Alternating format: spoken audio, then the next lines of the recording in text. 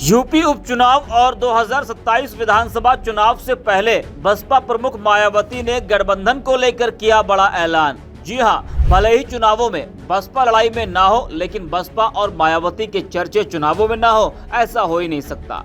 कभी पूर्ण बहुमत के साथ उत्तर प्रदेश में सरकार बनाने वाली मायावती आज खोया हुआ जनाधार वापस पाने में लगी हैं, जो उनके लिए अब इतना आसान नहीं है। उनका कोर वोटर भी उनसे धीरे धीरे खिसकता जा रहा है।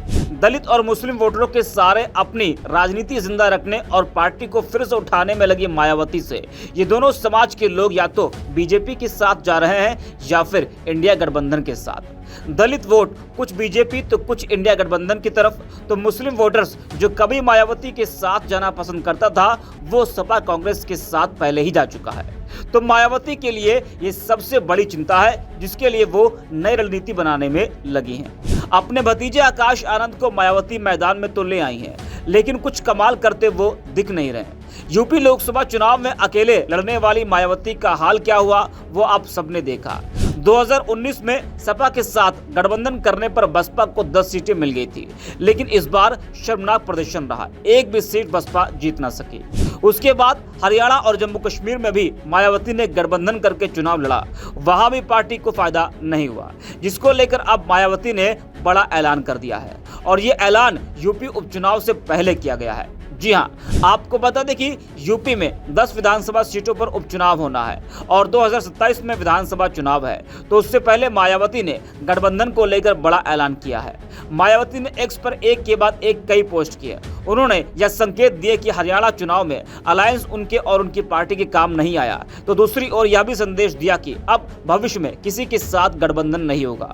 मायावती ने पहले पोस्ट में लिखा कि यूपी सहित दूसरे राज्यों के चुनाव में भी बीएसपी का वोट गठबंधन की पार्टी को ट्रांसफर हो जाने, किंतु उनका वोट बीएसपी को ट्रांसफर कराने की क्षमता उनमें नहीं होने के कारण अपेक्षित चुनाव परिणाम नहीं मिलने से पार्टी कैडर को निराशा व उससे होने वाले मूवमेंट की हानि को बचाना जरूरी है। इसी संदर्भ में हरियाणा विधानसभा चुनाव के परिणाम व इससे पहले पंजाब चुनाव के कड़वे अनुभव के मद्देनजर आज हरियाणा व पंजाब की समीक्षा बैठक में क्षेत्रीय पार्टियों से भी अब आगे गठबंधन नहीं करने का निर्णय, जबकि भाजपा, एनडीए व कांग्रेस इंडिया गठबंधन से दूरी पहले की तरह ही जारी रहेगी। देश की एकमात्र प्रतिष्ठित अम्बेडकरवादी पार्टी बीएसपी व उसके आत्मसम्मान व स्वाभिमान मूवमेंट के कारवां को हर प्रकार से कमजोर करने की चौतरफा जातिवादी कोशिशें लगातार जारी हैं, जिस क्रम में अपना उद्धार स्वयं करने योग्य व शासक वर्ग बनने की प्रक्रिया पहले की तरह ही जारी रखनी जरूरी।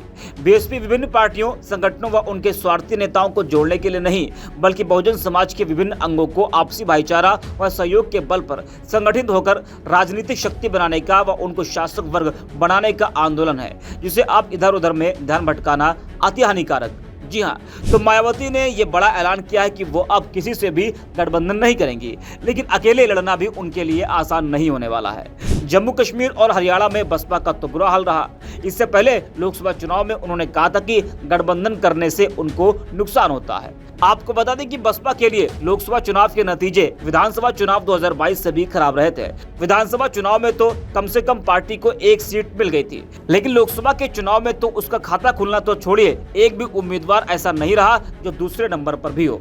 ऐसी बुरी गत पार्टी ने पहले कभी नहीं देखी थी। हाल ये रहा कि उत्तर प्रदेश की सभी 80 सीटों में से हर जगह बसपा या तो तीसरे नंबर पर रही या फिर चौथे नंबर पर थी। वोटरों ने पार्टी का वो हाल कर दिया कि बसपा शायद ही किसी सीट पर अपनी जमानत बचा पाई हो।